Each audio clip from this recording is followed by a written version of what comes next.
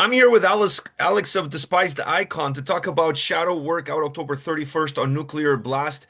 Man, this is an absolute pleasure to have you on the channel to chat with you. The last time you guys released a record was an EP. I actually got to talk to Eric, and but it's nice to have you, a different face, with a similar hair choices as mine. So definitely nice to have you on the channel.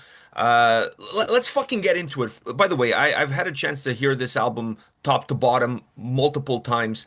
I know it's such a cliche what I'm going to say, but I think this is one of your best albums to date. And I know everybody says that about their latest record, but I really feel that way. Do you have the impression that this album it's different and yet still despised icon? Well, for starters, the pleasure's all mine. Thanks for taking the time to chat. Thanks for having us. And thank you for that nice intro. Shout out to our bald brothers. Very important. As far as the music is concerned, first and foremost, yes, thank you for recognizing that. It took us 6 years to come up with this effort. Back in the day, we were touring full time. At some point, I was in two bands, putting out records on Epitaph Records, putting out records on Nuclear Blast, and then the world tours to promote it all. So you have these concrete deadlines because you need that product to support it on tour.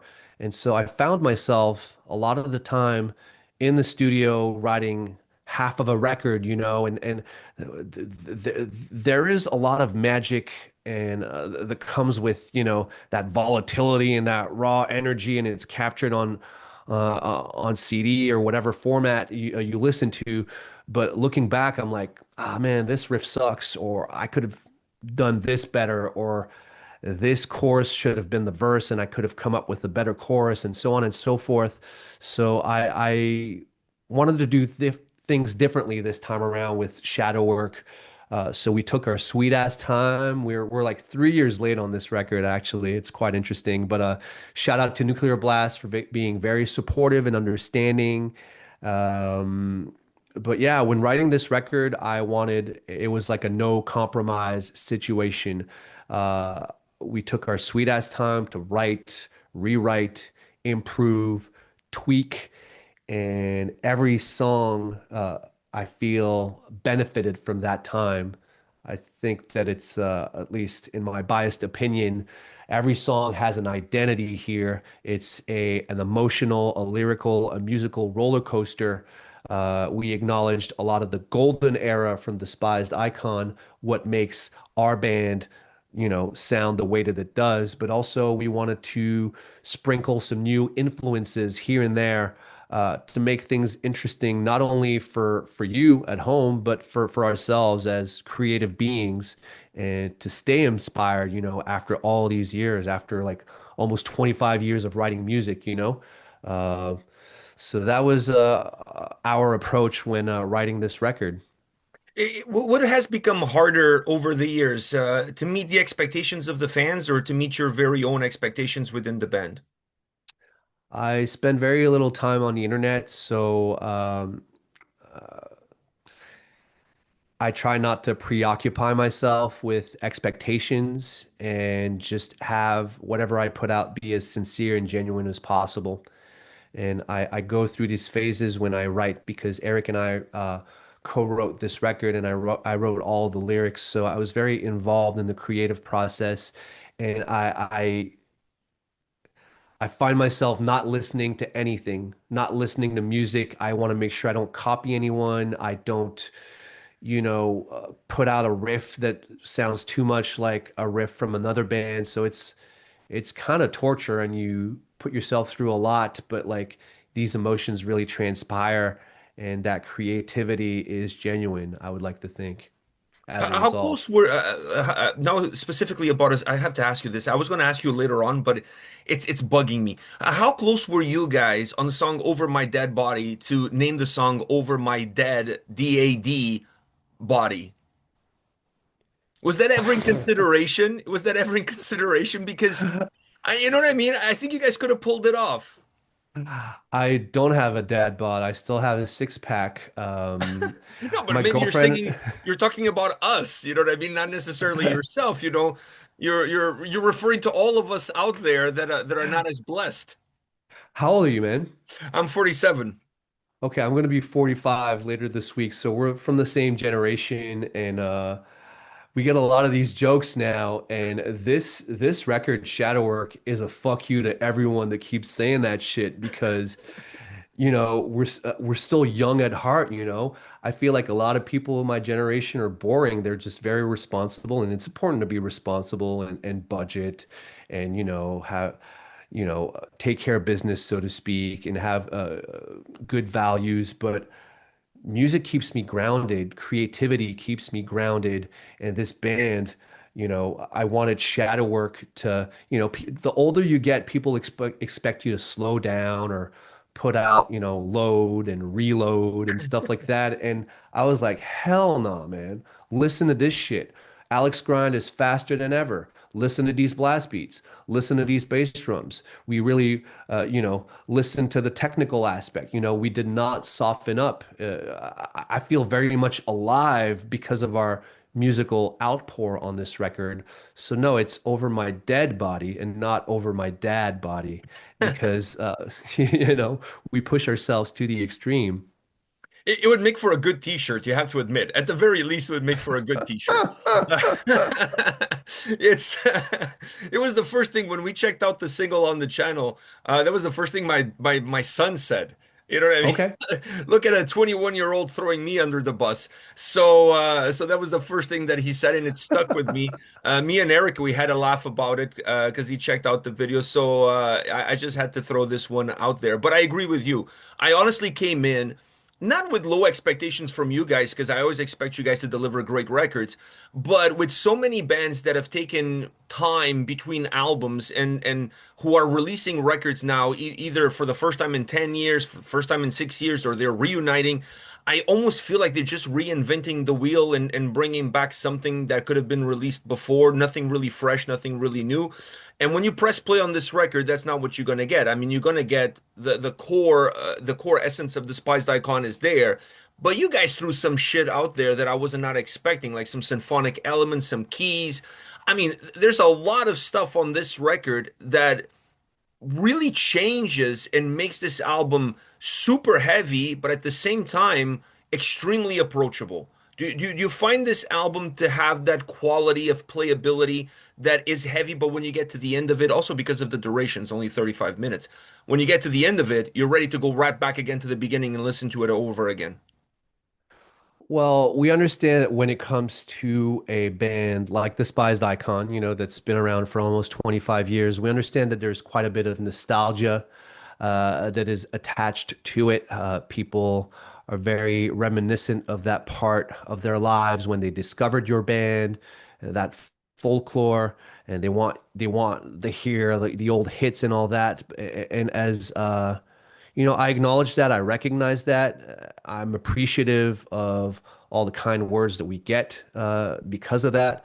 But we are very much focused on the here and the now. We want to push ourselves further. We want to be the best that we can be, not just as creative beings, but as human beings. And shadow work is part of that. So I wanted every song to have a purpose, to be intentional, to be the best that it could be, because I try to apply that same logic in every aspect of my life. And by the way, man, look what I just got yesterday. Literally, didn't even open it up. Wow. It's a good feeling to hold this in my hand. It's Beautiful artwork, by the way. quite a lot of effort, blood, sweat, and tears into this. So thanks for uh, thanks Go, for my listening. advice to everybody is to go pick it up. You're not gonna regret it. That shit slaps harder than one of those guys on Slap Fighting. I'm telling you, it's a fucking great record. You Dude, guys, it's a great fucking slap. record. It's my gym playlist is pretty much this album. Like it's hard not to work out when you're listening to this shit because you guys are motivating me. I would like to think there's a bit of something for everyone out there. If you're if you're into breakdowns and you like to go to the gym and you want to get that good pump and be inspired, we have those heavy moments. If you're more into like the technicality that's attached to death metal, a song like Death of an Artist, which is my favorite song on the record, it showcases a lot of that. If you want a bit of the old school, we got stuff like that. If you like the hardcore element to our sound, make sure you listen to this record in its entirety and check out the second half of Shadow Work, which has a lot of these, parts that are reminiscent of Obituary or Biohazard or Madball and all that. So I would like to think, in my biased opinion, that there's a little something for everyone in here. I agree with 1,000% with you. Speaking of someone who doesn't have a dad bod, Mr. Matt from Kublai Khan, Texas, how did this collaboration come about? So I invited three friends on this record, people that I've known for over a decade, people that I've met through these touring experiences. Someone like Matt, I used to be in a band that was based in Ottawa here in Canada called Obey the Obey Brave. the We were Brave. signed to Epitaph Records, and when we put out our second record, Salvation, that was probably in like 2015. We brought Kublai Khan with us on tour, and it was their first European tour. They were just starting out, and we just got along with the guys, just super simple, down to earth, hardworking. Later on, they did our album release tour with Despised for Purgatory in America, and we just stayed friends throughout the years. And they've always just stayed the same, humble, hardworking, and it's so cool to see them be as successful as they are right now because they had the same mentality, now playing arenas that they did back then playing VFW halls. So respect to them. I couldn't be more happy with everything that they're experiencing. It's all well deserved. And same for Carnifex. We have another song on this record called Reaper. I invited Scott from Carnifex and Tom from Chelsea Grin, toured with both bands so many times.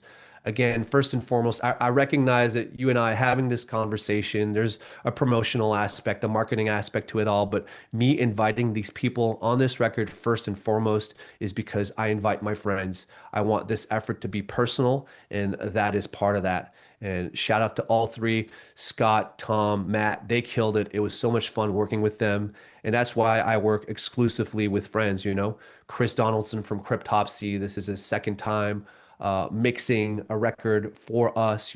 I've known him since I was 17 years old.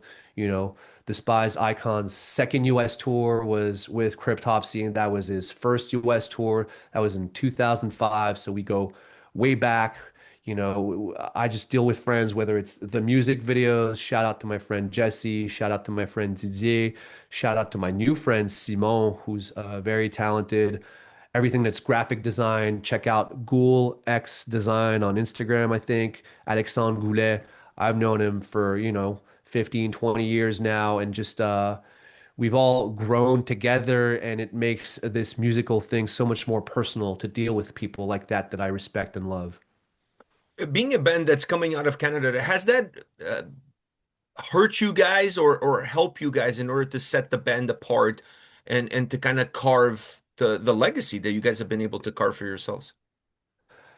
Despised Icon predates social media. So it predates home studios. This is my home office slash home studio. I recorded all of Shadowwork, the vocals myself in that vocal booth over there. So nowadays you have all of these tools to promote yourself and be more international. But when we started out, there were limits. Our first shows, we were handing out, printed flyers. There were no such thing as Facebook's events and all that. So, where am I going with this? What was the question, man? Is it been harder? Was it harder for you guys coming out of Canada versus if you were in the US? Yes, yes. I feel like it was harder. As a Canadian band, just to tour America, you need to figure out this clusterfuck that is applying for U.S. visas to have, the permission to play to the United States of America. So it's quite a lot of paperwork, money, waiting involved. So it's that itself is a limit to a lot of these bands. And yeah, I guess back in the day when we started out, there weren't that many Canadian bands that were, touring uh, on an international level, you'd see a band like Comeback Kid or Cryptopsy or Cataclysm or Misery Singles, and you're like, holy shit, man, they made it. Like Gorguts, wow, man, they're touring with, America with Cannibal Corpse. That's amazing. But it felt as though there were only a handful of us that were given these opportunities. And nowadays, I feel like there are a lot more bands, so that itself could make things more complicated, but I feel like the lines are blurred and it's easier for to get your music out there. But it's definitely challenging to start out. Yeah, I feel as though it definitely did not help us to be, you know, a band that comes from outside of the United States of America because that country's influence is predominant in culture in general, whether it's music, movies. I would imagine that the majority of the movies that you consume or watch or music that you listen to is from America, and at least that's how it is for me. Yeah. I have to ask you because I thought it was really cool. The dynamic, the vocal dynamic that you guys had on this record was as dynamic as the sound on the record is. I know you mentioned writing the lyrics. When you're writing the lyrics, when you're looking at these songs, do you have from the get-go immediately a clear idea on where you're going to go in or where you need to drop out or where Steve is coming in? How does the dynamic work? Because I thought it was just like flawless. We're like really, it's almost like you guys were playing like passing the baton on those relay races in the Olympics. Thanks for the kind words. I appreciate that a lot, spending all this time on it. I guess to answer your question, I started out playing drums. I was the original drummer for the Despised Icon. I played drums on the first record, so I guess that rhythm has always been in my veins, and then switching the vocals on the second record and all these records afterwards, I think it's just allowed me to, you know, maybe have a more diverse vocal flow or have these ideas just, pop up in the back of my head as I'm writing these songs with Eric, because Eric and I write the majority of the music.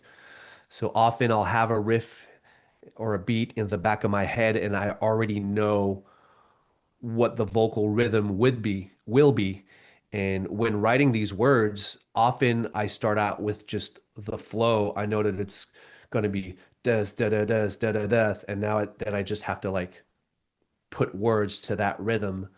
And so it has its limits. And before I would just really stick to that pattern. And sometimes I would sacrifice sort of the meaning of the lyrics just to have this amount of syllables or have these perfect rhymes. And now I just roll with it a little more. It doesn't matter if there are two more syllables, I'll just make it work. It doesn't matter if it's a perfect rhyme or not, or if it even rhymes. I want to be more purposeful and uh, more genuine when writing these songs and having a message. And yeah, I just have Steve's vocal in my head. And now more than ever, I write these lyrics keeping Steve in mind, his personal experience, what he's going through. Now more than ever, it's so important for me for these songs to be relatable and be a shared experience for Steve. And that was my overall outlook when writing Shadow Work. And today is Monday. Friday is my birthday, October 17th, and we're dropping our third single called The Apparition. And The Apparition has very little to do about me and a lot to do about Steve. And that song itself is a conversation between he and I. And I can't wait for you guys to hear it. It's a duet. I would go as far as to say that. It's a duet because Duet. that's it's one of my favorite songs on the record. And when I was recording my review, I picked it as one of my favorite tracks, and I call it a duet because it kind of felt that way. Like you guys were just like, I mean, like it's a despised icon duet. Just So roll be with it. it. just roll with it. Just go with it. You guys are hitting the road with Sanguisuga Bog, who's also releasing a brand new record this year, around the same time as you guys are releasing yours. That How is did that correct. opportunity come about to hit the road with those guys? I've been hearing about them for quite some time. First and foremost, through my friends that have toured with them. I keep hearing, I hang out with, I don't know, Whitechapel, and they're like, "Yo, Bog, they're so much fun." Or I met the guys in Peeling Flesh for the first time recently. I sang on their on one of their records, and then they're like, "Yo, when are you touring America?" I'm like, "We're actually coming back this year with Sangi Sugabog," and they're like, "Yo, they're so much fun, down to earth. You guys are gonna have a great time with them." And so, you know, now more than ever for us, we play 20 something shows a year. We play one tour a year, so it's important for us to tour with like-minded people or people that we know that we're gonna get along with on a deeper level. And you know, I I would recognize that in them, from the very few experiences that I've had with them. I'm looking forward to spending some time with them on the road, and you know, their their new record's awesome, at least the singles that I've heard, and Defeated Sanity is on that lineup as well. If you're into technical death metal, you surely know about them. And then there's Corpse Pile. They're just ignorant, man. They're just slammy and just straight to the point and so brutal. And I feel like it's going to be a great lineup. I heard the Gorgasm is playing a couple of shows on that tour. Uh, you know, we've been listening to them since Stab Wound Intercourse.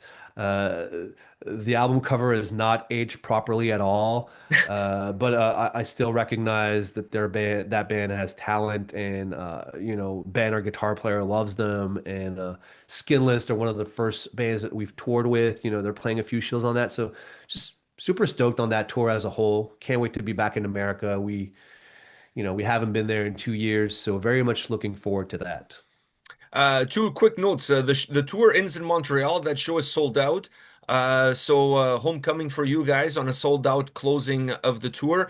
And I spoke with Devin last week about their album, and I asked him about the tour. He's super hyped to hit the road with you guys. So he's a big fan of the band. So he's super hyped to have you guys on the tour with them. The only sad thing is that there's no Toronto date. And the last time you guys played Toronto was a one-off show with Killswitch Engage. Uh, True. any plans to come back to Toronto? Absolutely. And not that I want to correct you, but the Montreal show, we're actually talking about two shows, and they're not on that Bog tour. It's actually a week after. So we get home, I think, and 5 or 6 days later, we're still warmed up in tour mode, and we're playing at home. The lineup is 100% local, invited strictly bands from the scene here in Montreal or Quebec, longtime friends. The first show at Club Soda, our favorite venue in Montreal, sold out in 10 days. So we were like, what do we do? This show is in like 4 months. So I spoke with Dave, an old friend who is the promoter for the show in Montreal, and we decided to book a second show the night after at Club Soda. And then I was like, all right, who do we invite this time? So we invited Apes, the band from Alexandre Goulet, the graphic designer that I think I was talking about earlier. Yeah. And we invited Beneath the fucking Massacre. I called Elliot like a dozen times. It took a lot of convincing, but we made it happen. And they're playing their first hometown show, the first show at all in years. So that's about to sell out. At this point, there's probably like 25 tickets left, and that is in 2 months. So I got nothing but love for Montreal, but also Canada as a whole, our home and native land. And so, long story short, to answer your question, we want to come back in Toronto and Ottawa next year. So hopefully, same time next year or before, we will be playing your city or have played your city. It's very, we have this opportunity to tour and travel, but it's very important for us to know where we're from and recognize that through these shows. Hence why we want to play Toronto. Whether it's the Reverb back in the day or all these shows that we played at the Opera House, it's timeless memories and looking forward to creating new ones. One last question before I let you go, and it has nothing to do with Despised Icon, but it's something that it's in the back of my mind, and I have to ask you this question. I wouldn't be Tell me. doing myself any service. Any chance for us to see, considering we're in the decade of the rebirth, any chance for an Obey the Brave rebirth? Oh, wow. I'm a big fan. Well, thank you. That means a lot. I didn't expect that. So, the beauty about music or Obey the Brave in general is, we did our last tour, which was in Europe, fall of 2019, broke up not too long after. Uh, it had nothing to do, it wasn't because of any animosity or anything. We were just burnt, first and foremost, from touring full time, but also we were at a point in our lives where we needed to do other things, experience other aspects of life. I'm semi-retired in a sense that now my focus is, my friendships at home, my relationship with my partner at home, trying to find some time with for my family, my parents, and build a career in Montreal and experience life in Montreal, things that have nothing to do with music. So that was the reasoning behind uh, the breakup of Obey the Brave. But the beauty is we're still best friends. We still talk. You know, because the geography, they're like 250 kilometers, 300 kilometers, 350 kilometers away from here. So we don't see each other often, but we stay in touch. We talk. Every time we hang out, it's like I saw him yesterday. So who knows what the future holds? Stevie just is now a proud dad. I'm so happy for him. So I think that's going to be his focus for now. Who knows? Maybe a little later down the line, we'll write a couple of songs, or maybe we already wrote a couple of songs. I don't know. I don't know. You, But you cannot confirm or neither nor deny. what but love the dudes. Very important. I spent all of my 30s with them, and the fact that we're still best buds, even though we don't play music together in this very moment, makes this whole band so much more meaningful. So we'll The, see. the fact that there is a glimpse of hope of some brand new Obey the Brave in the future has me excited because I'm a big fan of the band. I'm not gonna lie to you, I was a little bit heartbroken when you guys announced the split that you guys were calling it quits for now. But I felt like it was never we're done. It's just we're done right now. We're not done forever. We're just done right now. So that was kind of the vibe that I had, and I was just like, fuck, I think with so many bands having returns and rebirths and reforming and all of this kind of shit, I think it's time for you guys to maybe do something. At least that's my take. So, We'll see. Alex, thank you very You much know, for I your I mean, time I today. mean, with it, Despised Icon experienced the same thing. We broke up in 2010, and admittedly, did not see each other much for a few years after that. We were spending all this time together. We had to, do something else, do something different.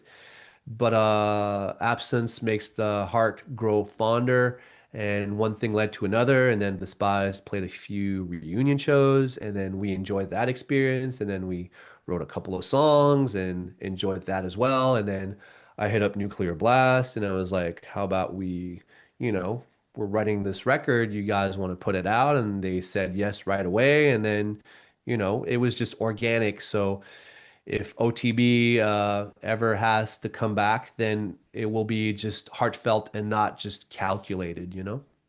I like that. I like that. It has a lot more meaning behind it, and the fans can definitely appreciate that.